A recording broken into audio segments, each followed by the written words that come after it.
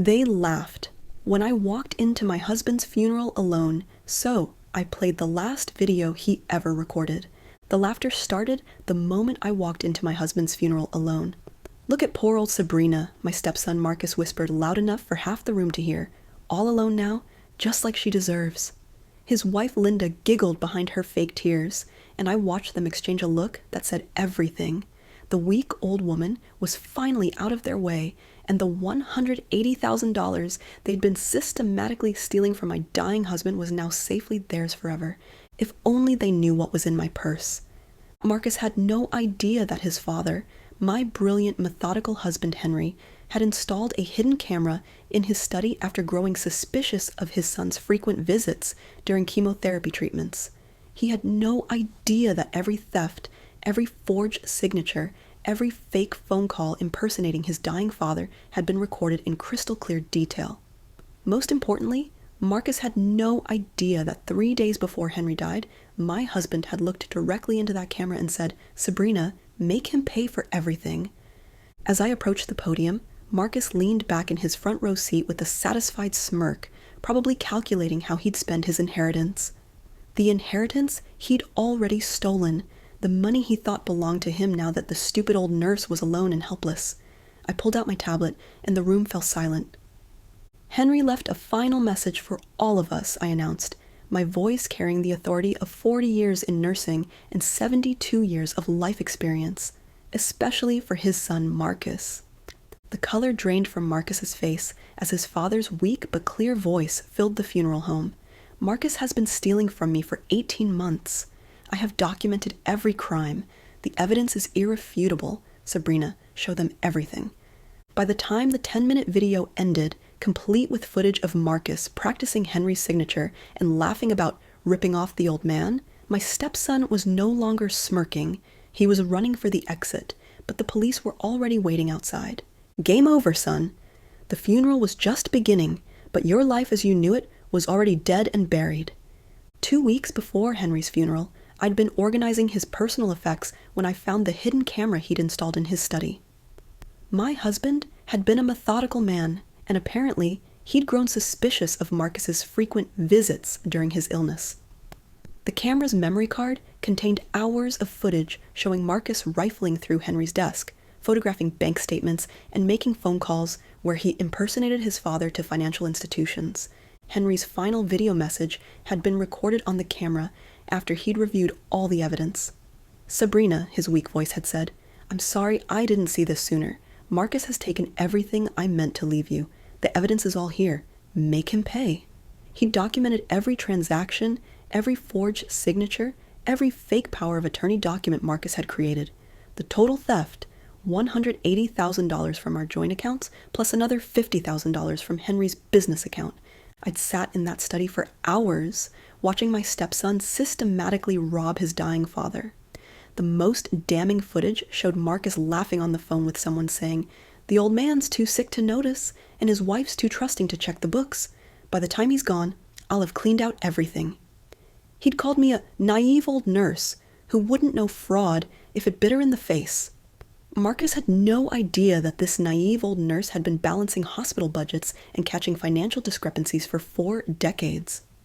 The morning after the funeral, I drove straight to the law offices of Patricia Williams, the sharpest financial crimes attorney in the city. I'd done my research. Patricia had a reputation for taking down white-collar criminals who targeted elderly victims. At 65, she was my age peer and understood exactly what I was facing. I walked into her office with 3 banker's boxes of evidence and Henry's camera. "Mrs. Jones," Patricia said after reviewing the videos, "this is one of the most well-documented cases of elder financial abuse I've ever seen. Your husband essentially built the entire prosecution case for us." She explained that Marcus had committed multiple felonies: forgery, identity theft, elder abuse, and fraud. The recorded confessions alone were enough to convict him, but Henry's meticulous documentation made it bulletproof. We spent the next 2 hours crafting our strategy. Patricia would file criminal charges while simultaneously pursuing civil action to recover every stolen penny plus damages. "The beautiful thing," she smiled, "is that Marcus has no idea how much evidence we have. He probably thinks burning Henry's papers after the funeral covered his tracks. I handed her the backup drives Henry had hidden in our safe deposit box. My husband was a thorough man, I said. Marcus is about to find out just how thorough. Patricia connected me with David Chen, a forensic accountant who specialized in elder financial abuse cases. Mrs. Jones, David said, after his first day reviewing our evidence, your stepson made one critical mistake. He got cocky. Within hours, David had uncovered something that made my blood boil. Marcus had been stealing since the day after Henry's cancer diagnosis. The medical records showed Henry received his diagnosis on March 15th. The first unauthorized transfer was March 16th. Look at this, David showed me his computer screen. Marcus opened 3 fake accounts using variations of your husband's name, H. Jones, Henry E. Jones, and H. E. Jones Sr. He set up automatic transfers like he was paying bills, except the money was going straight into his pocket. The systematic nature was breathtaking. Marcus had turned his father's illness into a business opportunity. But David's most shocking discovery came from Marcus's spending patterns. He bought a $40,000 truck the same week your husband started chemotherapy, David reported, showing me the timeline. The boat purchase coincided with Henry's first hospitalization. The vacation home down payment happened 3 days after Henry's surgery. Marcus had literally been celebrating his father's suffering with expensive purchases. The most damning evidence was Henry's hidden camera footage of Marcus practicing Henry's signature while on the phone with someone saying, "The old man's too sick to check his statements, and his nurse wife is too stupid to understand finances. By Christmas, I'll have cleaned out everything and they'll never know what hit them." Marcus had no idea that this stupid nurse wife had been balancing million-dollar hospital budgets for 40 years. My sister Rose had always been my strongest supporter, and when I showed her Henry's videos, she was ready for war. "That boy has no idea who he's messing with," she declared. "We're going to destroy him financially and legally." Rose, a retired school principal, understood documentation and evidence. She'd helped me organize the case files and had volunteered to be my personal support system throughout the legal process. Patricia introduced me to Detective Sarah Martinez, who specialized in elder fraud cases. Detective Martinez reviewed our evidence and immediately opened a criminal investigation. "Mrs. Jones," she said, "I've been wanting to nail someone like Marcus for years. These cases usually fall apart because the victims don't have proper documentation. Your husband's foresight has given us a slam dunk prosecution." We also brought in Margaret Thompson, a private investigator who'd worked financial crimes for 20 years before retiring. Margaret's job was to locate and catalog all of Marcus's assets so we could freeze them before he could hide or spend them. "The beautiful thing about criminals like Marcus," Margaret explained, "is that they always think they're smarter than everyone else. He's probably already spent money he doesn't have, which makes asset recovery easier." The team was complete. Patricia for legal strategy, David for financial analysis, Detective Martinez for criminal prosecution, Margaret for asset location, and Rose for emotional support. Marcus had stolen from one elderly woman. Now he was facing a coordinated attack from 5 determined women who'd spent decades in their respective fields. He'd picked the wrong target. Patricia's strategy was surgical. Instead of immediately confronting Marcus, we'd let him think he'd gotten away with it while we quietly built an unbreakable case. And the first step was filing a police report with Detective Martinez, who obtained warrants to freeze Marcus's accounts. The second step was filing civil suits to recover the stolen money plus damages. The third step was setting a trap. Margaret had discovered that Marcus was planning to sell the vacation home he'd bought with Henry's money. Patricia filed an emergency injunction to prevent the sale, but we didn't serve it immediately. Instead, we waited until Marcus had signed the sales contract and was expecting a $75,000 profit. That's when we struck, serving him with papers that not only stopped the sale, but revealed that we knew about every penny he'd stolen. The look on Marcus's face when the sheriff's deputy served him those papers was worth every sleepless night I'd spent since Henry's death. Margaret had positioned herself across the street and photographed the entire encounter. Marcus's expression went from confusion to panic to rage in about 30 seconds. He immediately called his father's phone, not knowing I'd kept it active specifically to record his reaction. "What the hell did you do, old woman?" he screamed into the voicemail. "You can't prove anything. I'll tie you up in court for years until you're broke." But Patricia had anticipated this reaction. She'd already filed motions to expedite the case, and Detective Martinez had scheduled Marcus's arrest for the following morning. The trap was closing, and Marcus still didn't understand how much trouble he was in. The morning of Marcus's arrest, I was sitting in Patricia's office watching the live news coverage on my phone. Detective Martinez had coordinated with the media to ensure maximum exposure, partly for public awareness, but mostly because Marcus had made the fatal mistake of threatening me over recorded phone lines. The morning show ran the story as "Son Steals $180,000 from Dying Father," with footage of Marcus being led away in handcuffs, still in his pajamas. But our real nuclear option was the RICO lawsuit Patricia filed that same morning. We'd discovered that Linda had been using forged documents to open credit cards in Henry's name, making this an organized criminal enterprise. Under RICO, we could seek triple damages, potentially $540,000 from a couple who'd stolen $180,000. RICO was designed for the mafia, Patricia explained, with a predatory smile, but it works beautifully on family crime rings too. The media firestorm was immediate and devastating. By noon, both Marcus and Linda had been fired from their jobs. Their landlord served eviction papers after seeing the news. Their country club revoked their membership. Linda's sister posted on Facebook, "I am mortified. These people do not represent our family." Within 24 hours, they'd gone from respected community members to social pariahs. The most satisfying moment came when their teenage daughter called me, sobbing, "Mrs. Jones, I'm so sorry. I had no idea they were stealing from Grandpa Henry. I loved him so much." I told her this wasn't her fault and that Henry would want her to learn from this tragedy. Sometimes the children of criminals become their best advocates for justice. By week 3 of our legal campaign, Marcus's attorney was already talking plea bargains. The evidence was simply overwhelming. Henry's videos, forensic accounting reports, handwriting analysis, surveillance footage, recorded phone calls, and a paper trail that documented every crime. Patricia had assembled a case that would have been impossible to defend even with unlimited resources. The most damning evidence came from Marcus's own computer, which Detective Martinez had seized during the arrest. His browser history showed extensive research into elder financial abuse, including websites that explained how to forge signatures and impersonate elderly victims. He'd literally studied how to steal from his own father. The computer also contained drafts of fake medical directives and practice copies of Henry's signature. David's final forensic report was a masterpiece of financial analysis. Every stolen dollar was accounted for, traced through multiple accounts, and connected to specific purchases. The report showed that Marcus hadn't just stolen money, he'd created a sophisticated laundering operation to hide the theft. This elevated the charges from simple fraud to organized financial crimes, which carried much harsher penalties. But the smoking gun was Henry's final video, where he directly addressed Marcus. "Son, I know what you're doing.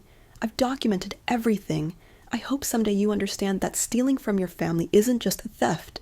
It's betrayal of everything I tried to teach you about character and integrity." Even from the grave, Henry was testifying against his son. No jury would ignore a dying man's final words. The criminal trial lasted 3 days.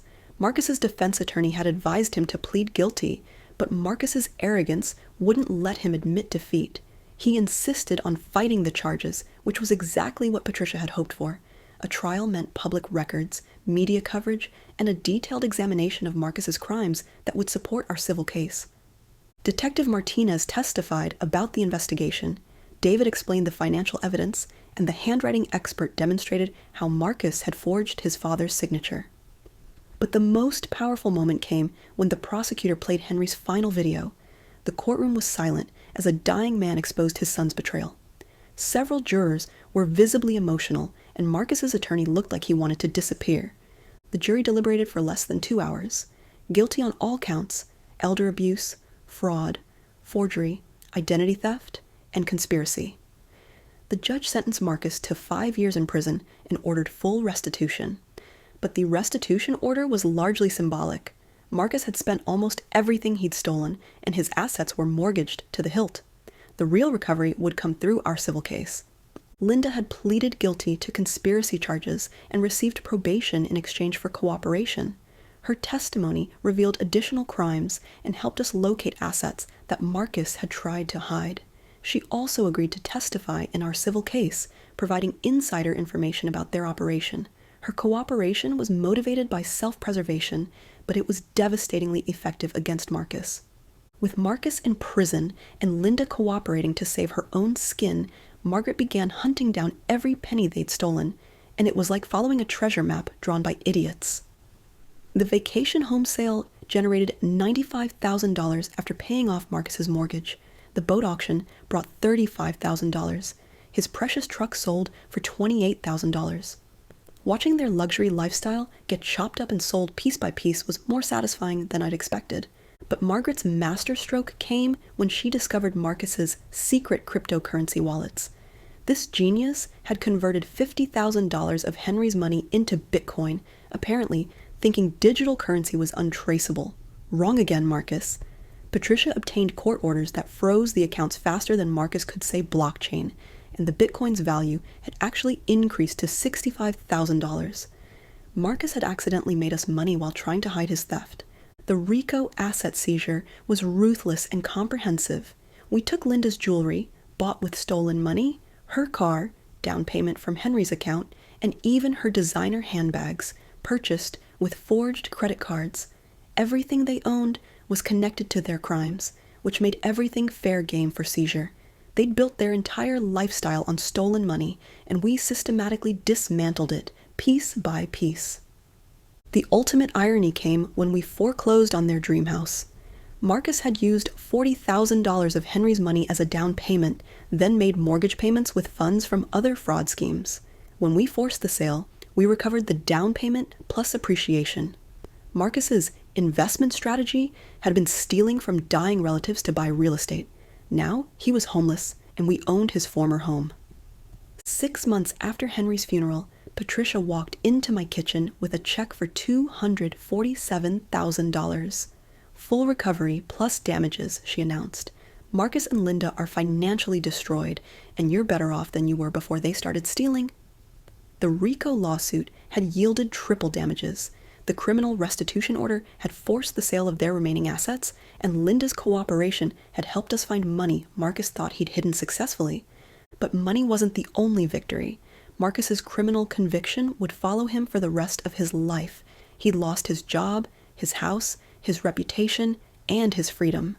Linda had lost everything too and was working minimum wage jobs to pay her court-ordered restitution. Their children had been forced to change schools because of the scandal. The entire family had been destroyed by Marcus's greed and arrogance. The legal victory was complete, but the personal victory was even more satisfying. I'd proven that being elderly didn't make me vulnerable, that being a widow didn't make me weak, and that being trusting didn't make me stupid. Marcus had targeted me because he thought I was an easy mark. Instead, he'd discovered that 40 years of nursing had taught me to be observant, organized, and absolutely ruthless when protecting my patients or myself. Detective Martinez closed the case with commendations for everyone involved. "This is how elder financial abuse cases should work," she told the local news. "When families document crimes properly and work with experienced professionals, we can achieve complete justice." The case had become a model for how to prosecute financial crimes against elderly victims. With the legal case closed and my finances restored, I found myself in an unexpected position. I was not only financially secure, but also energized by my victory over Marcus. The experience had reminded me that I was still capable of learning, fighting, and winning. At 72, I felt more powerful than I had in years. The settlement money, combined with Henry's legitimate inheritance, meant I was more financially comfortable than ever before. Rose suggested I was ready for a new chapter in my life. "You've spent 40 years taking care of other people as a nurse, and then you took care of Henry during his illness," she said. "Now it's time to take care of yourself." And she was right. I devoted my entire adult life to caregiving, and while I'd loved my nursing career, I'd never had the freedom to pursue my own interests. I decided to start by traveling. Henry and I had always planned to see Europe together, but his illness had prevented us from taking that trip. Now I could go alone, which actually felt liberating rather than lonely. I booked a 3-week tour of Italy, something I dreamed about since reading about Renaissance art in college. At 72, I was finally going to see the Sistine Chapel and the Uffizi Gallery. The travel planning process reminded me how much I enjoyed research and organization. Defeating Marcus had required the same skills I'd used in nursing: attention to detail, systematic thinking, and careful documentation. Perhaps there were other ways to use those skills now that I was financially independent and legally vindicated. The Italy trip was transformative. I spent 3 weeks exploring art, history, and culture with a group of other older travelers who'd become friends. For the first time in my life, I was traveling for pleasure rather than obligation. Every day brought new experiences, and I discovered that I was excellent at navigating foreign cities, managing complex itineraries, and helping other travelers solve problems. On the flight home, I sat next to a woman named Dorothy who was dealing with financial elder abuse from her nephew. She'd recognized my name from the news coverage of Marcus's case and wanted advice. "I don't know how to fight back," she said. "He's convinced everyone I'm too old to manage my own finances." I spent the entire flight helping her understand her options and connecting her with Patricia's law firm. That conversation sparked an idea. How many other elderly people were being victimized by family members who assumed they were too weak or confused to fight back? How many cases never made it to court because the victims didn't know how to document crimes or build legal cases?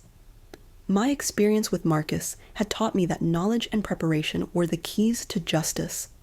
I called Patricia the day after returning from Italy. "I want to help other people in situations like mine," I told her. "What if we created a program to teach elderly people how to protect themselves from financial abuse?" Patricia was immediately interested. "Sabrina," she said, "you could save thousands of people from going through what you experienced." Within 3 months, Patricia and I had launched the Henry Jones Foundation for Elder Financial Protection, named after my husband, who'd been smart enough to catch his thieving son on camera. Our mission was simple but powerful: teach elderly people how to fight back against financial predators and win. No more shame, no more silence, no more family matter excuses. Our first workshop drew 25 people to the senior center, but the energy in that room was electric. When I showed Henry's video of Marcus stealing from his dying father, you could hear a pin drop. Then the question started: how do I know if my grandson is stealing from me? What if my daughter has power of attorney? Can I record conversations with my son? These people weren't just curious. They were angry and ready to fight. The most important lesson I taught was documentation. Your feelings aren't evidence in court, I emphasized, but bank records, photographs, and recordings are bulletproof. Write everything down with dates and times. Take pictures of suspicious documents. If your state allows recording, tape every conversation. Make copies and hide them somewhere safe. I watched people taking notes like their lives depended on it. Because they did. By the end of that first workshop, 3 people had already identified potential theft in their own families. Maria suspected her son-in-law was using her credit cards. Robert realized his helpful neighbor had been forging checks. Dorothy discovered that her nursing home bills didn't match what her daughter claimed to be paying. We weren't just teaching prevention, we were uncovering ongoing crimes and giving people the tools to stop them. Word spread quickly about the Henry Jones Foundation. Senior centers throughout the region invited me to speak, and local newspapers ran stories about our educational programs. The workshops grew larger, and we began receiving calls from adult children who wanted to learn how to protect their elderly parents from financial predators. The most rewarding aspect was the success stories. Dorothy, the woman I'd met on the plane, recovered $85,000 from her nephew using strategies we'd discussed. Another workshop attendee, Robert, caught his caregiver stealing from his checking account and pressed charges that resulted in a felony conviction. An elderly couple learned to recognize the warning signs and stopped their son-in-law from stealing their retirement savings. But we also heard heartbreaking stories from people who discovered theft too late or didn't have the evidence needed to prosecute their cases. These stories reinforced the importance of prevention and early detection. We expanded our programming to include family financial safety workshops where we taught adult children how to monitor their parents' finances without being intrusive or controlling. The Foundation's success attracted attention from state legislators who were working on elder protection laws. I was invited to testify at the state capitol about the need for stronger penalties for financial crimes against elderly victims. Current laws assume these are family disputes, I told the committee, but stealing from vulnerable elderly people isn't a family matter. It's organized crime that destroys lives and families. The Foundation's success caught national attention when a producer from a major morning show called about featuring our story. The interview was scheduled for the anniversary of Marcus's conviction, and I was determined to use the platform to expose how widespread elder financial abuse really was. This wasn't just about my personal victory, it was about starting a national conversation. The most powerful moment came when they showed Henry's final video on national television. Millions of viewers watched my dying husband expose his son's betrayal, and the response was immediate and overwhelming. The show's phone lines crashed with calls from people sharing their own stories. Social media exploded with hashtag Justice for Henry posts, and our foundation website received 50,000 visitors in one day. But the real impact happened during a live debate segment where I faced off against a defense attorney who claimed most elder abuse cases were family misunderstandings. When he suggested that elderly people often misremember financial transactions, I pulled out Marcus's own computer files showing his research into elder fraud techniques. "Sir," I said, looking directly into the camera, "when someone Googles how to forge elderly signatures and elder financial abuse techniques, that's not a misunderstanding, that's premeditated crime." The audience erupted in applause, but more importantly, the clip went viral. Within 48 hours, it had been viewed over 2 million times, shared by thousands of people, and picked up by news outlets across the country. The comments were filled with elderly people saying they'd been inspired to investigate suspicious activity in their own families. We weren't just telling one story, we were starting a movement. The media attention led to partnerships with organizations across the country.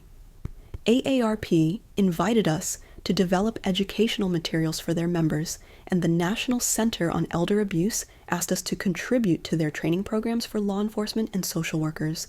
The foundation was becoming a national resource for elder financial protection.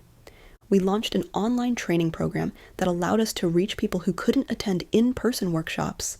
The program included video testimonials from successful cases, step-by-step guides for documenting financial crimes, and directories of legal resources in each state. Within 6 months, over 5,000 people had completed the online training. The most meaningful expansion was our mentorship program, which paired elder abuse survivors with people currently fighting financial crimes. I personally mentored 12 people through their cases, providing emotional support and strategic advice. Watching these individuals grow from victims to victors reminded me of why this work was so important. One of my mentees, Margaret, was a 78-year-old woman whose daughter had stolen her Social Security benefits for 3 years. Using techniques from our workshops, Margaret documented the theft, built a legal case, and recovered $43,000. More importantly, she regained confidence in her ability to manage her own affairs. "I thought being old meant being helpless," she told me. "You taught me that age is just experience in disguise." The Foundation's advocacy work began yielding legislative results. 3 states passed stronger penalties for financial crimes against elderly victims, including mandatory minimum sentences and enhanced asset recovery provisions. 2 states created specialized elder abuse prosecution units, and 1 state established a fund to help victims recover legal costs when prosecuting family members. I testified before Congress about the need for federal legislation addressing elder financial abuse. This isn't just a state issue, I argued. Financial crimes often cross state lines, involve federal banking systems, and require federal resources to prosecute effectively. We need national standards for investigating and prosecuting these crimes. The hearing was powerful testimony from other survivors and expert witnesses. Detective Martinez explained how current laws made it difficult to prosecute complex financial crimes. David testified about the sophisticated methods criminals use to hide stolen assets. Patricia outlined how RICO statutes could be more effectively applied to elder abuse cases. The most emotional moment came when I showed Henry's final video to the congressional committee. "This is what elder financial abuse looks like," I said, as my husband's weak voice filled the hearing room. "A dying man forced to use his final days documenting his son's betrayal because he knew I would need evidence to achieve justice." Several committee members were visibly moved, and the hearing generated significant media coverage. The Foundation's work attracted international attention when I was invited to speak at a conference on elder abuse in London. Countries around the world were struggling with similar issues as their populations aged and financial crimes became more sophisticated. Our documentation-based approach to building legal cases was being studied by law enforcement agencies in 12 countries. The international perspective revealed that elder financial abuse was a global epidemic, but most countries lacked systematic approaches to prevention and prosecution. The techniques we developed, systematic documentation, forensic accounting, coordinated legal strategies, were being adapted for different legal systems and cultural contexts. I spent 2 weeks in Europe, speaking at conferences in London, Paris, and Rome. The audiences were fascinated by Henry's foresight in documenting Marcus's crimes and impressed by our systematic approach to asset recovery. "In many countries," one prosecutor told me, "these cases are treated as family matters rather than serious crimes. Your success demonstrates that proper investigation and prosecution can achieve justice." The international exposure led to consulting opportunities with organizations developing elder protection programs. While I was flattered by the recognition, I was more interested in sharing our methods than in building a commercial enterprise. The foundation remained focused on education and advocacy rather than profit. As I approached my 75th birthday, I reflected on how dramatically my life had changed since Henry's death. 3 years earlier, I'd been a grieving widow who'd been financially victimized by my stepson. Now, I was a nationally recognized advocate, a foundation director, and a mentor to hundreds of other elder abuse survivors. The transformation went beyond professional success. I discovered strengths I didn't know I possessed and developed skills I'd never imagined needing. Fighting Marcus had required me to become a strategic thinker, a public speaker, and a legal advocate. The shy, trusting nurse who'd married Henry had evolved into a confident, powerful woman who refused to be underestimated. Rose often commented on the change in my personality. "You were always strong," she said, "but now you know you're strong. Marcus thought he was destroying a helpless old woman, but he actually awakened a sleeping giant. The metaphor was apt. I'd always had the capability to fight back, but I'd never needed to use it until Marcus forced the confrontation." The work with the foundation had also given me a sense of purpose that I'd been missing since retirement. Nursing had been meaningful work, but helping other people fight financial predators felt like a calling. Every successful case, every legislative victory, every person who found the courage to fight back justified the pain Marcus had caused. The mentorship program had become the foundation's most successful initiative. We'd paired 200 elder abuse survivors with experienced mentors, resulting in over $2 million in recovered assets and dozens of criminal convictions. More importantly, we'd helped hundreds of people reclaim their dignity and independence after being victimized by trusted family members. My personal mentorship load had grown to 20 active cases, each requiring weekly phone calls, strategy sessions, and emotional support. The cases ranged from simple theft to complex financial schemes, but they all shared common elements: trusted family members exploiting elderly relatives who were perceived as vulnerable or naive. One case particularly reminded me of my own situation. Eleanor, a 79-year-old retired teacher, had been systematically robbed by her grandson, who'd convinced her to give him power of attorney for emergencies. He'd used that authority to steal $95,000 from her retirement account, then gaslit her when she questioned the missing money. Working with Eleanor, I helped her reconstruct the timeline of theft, gather documentary evidence, and build a relationship with a competent attorney. The case took 8 months to resolve, but Eleanor ultimately recovered her money and saw her grandson convicted of elder abuse. "You taught me that being a victim isn't permanent," she told me. "It's just a temporary condition that can be changed with knowledge and determination." 3 years after founding the organization, we achieved our biggest legislative victory when Congress passed the Elder Financial Protection Act. The law created federal penalties for financial crimes against elderly victims, established a national database for tracking repeat offenders, and provided funding for specialized prosecution units in each state. I was invited to the White House for the bill signing ceremony, where I met other advocates who'd fought for elder protection legislation. The president acknowledged the foundation's work in his remarks, saying, "Sabrina Jones proves that American seniors won't be silent victims of financial crimes. Her courage in fighting back has inspired a national movement for elder justice." The ceremony was personally meaningful, but the real victory was knowing that future victims would have better legal protections and resources. The law required financial institutions to report suspected elder abuse, provided training for law enforcement officers, and created victim compensation funds in each state. These were reforms that would help thousands of people who found themselves in situations similar to mine. Detective Martinez, who'd become a close friend and frequent collaborator, attended the ceremony with me. "You've changed how this country thinks about elder financial abuse," she said. 3 years ago, these cases were treated as family disputes. Now they're recognized as serious crimes that destroy lives and families." The Foundation's 5th anniversary celebration was held at the same community center where I'd given my first workshop, but this time we needed the gymnasium to hold everyone. Over 500 people attended: survivors, attorneys, law enforcement officers, and families who'd learned to protect themselves. The walls were covered with success stories, newspaper clippings, and photos from our workshops. It looked like a war room for justice. During my speech, I shared the mind-blowing statistics. Our foundation had helped recover over $8 million in stolen assets, contributed to 127 criminal convictions, and provided education to over 30,000 people. But numbers couldn't capture the real victories. The 85-year-old man who caught his nephew stealing and sent him to prison, the widow who recovered her dead husband's pension from her thieving daughter, the grandfather who discovered his caregiver's credit card fraud and got her arrested. The most emotional moment came when Detective Martinez presented me with a special recognition plaque from the National Association of Elder Crime Investigators.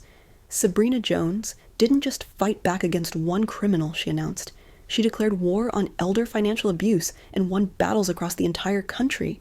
Because of her courage, thousands of elderly people now know they're not powerless, they're dangerous. But the real full circle moment happened when Marcus's own daughter approached me after the ceremony. Now 22 and in college, she'd legally changed her name and wanted to volunteer with the foundation. "Mrs. Jones," she said, tears in her eyes, "I want to spend my life making up for what my father did to you and Grandpa Henry. Will you teach me how to help other families like ours? Sometimes justice isn't just about punishment, it's about redemption." As I entered my 76th year, I showed no signs of slowing down. The foundation had grown into a national organization with chapters in 30 states and partnerships with international elder protection groups. We developed training programs for attorneys, law enforcement officers, and financial professionals who worked with elderly clients. The work continued to evolve as criminals developed new methods of exploitation. Internet fraud, romance scams, and cryptocurrency theft were becoming common, requiring us to update our educational programs and investigative techniques. But the fundamental principles remained the same. Document everything, trust your instincts, and never let anyone convince you that being elderly makes you powerless. I'd also begun writing a book about my experience, working with a publisher who specialized in true crime stories. The book would detail the investigation, legal proceedings, and recovery process, providing a roadmap for other victims and their families. Patricia was contributing chapters about the legal strategy, and Detective Martinez was writing about the criminal investigation. The most satisfying aspect of the work was seeing other people discover their own strength. Every workshop included at least one person who'd been convinced they were too old, too confused, or too trusting to fight back. Watching these individuals grow into confident advocates reminded me that age isn't about weakness, it's about accumulated wisdom and experience. Looking back on this incredible journey, I realize that Marcus accidentally did me the biggest favor of my life by underestimating me. His arrogance, his contempt for stupid old women, and his belief that elderly people are easy targets led him to document his own crimes, steal recklessly, and fight prosecution like an amateur. If he'd been smarter, he might have gotten away with it. Instead, his prejudices became his prison sentence. The foundation now operates in 47 states, has recovered over $15 million for victims, and has trained thousands of people to recognize and fight financial predators. But those numbers don't tell the real story. The 78-year-old grandmother who caught her son stealing and sent him to prison, the widower who discovered his daughter's credit card fraud and got his money back, the countless families who learned to protect themselves before becoming victims. Our motto is, age is strength, and I've lived that truth every single day for the past 6 years. Every gray hair represents experience, every wrinkle tells a story of challenges overcome, and every birthday marks another year of wisdom gained. The predators who target elderly people think age equals vulnerability. They're wrong. Age equals accumulated power, and those of us who know how to use it are absolutely lethal. If you're reading this and recognizing yourself in my story, understand this. You are not powerless, you are not helpless, and you are definitely not too old to fight back and win. You've survived decades of challenges, overcome obstacles, and accumulated a lifetime of knowledge. You have everything you need to destroy anyone who tries to steal from you. Document everything, trust your instincts, find good allies, and never, ever let anyone convince you that being elderly makes you weak. Marcus thought he could steal $180,000 from a grieving widow and disappear into the sunset.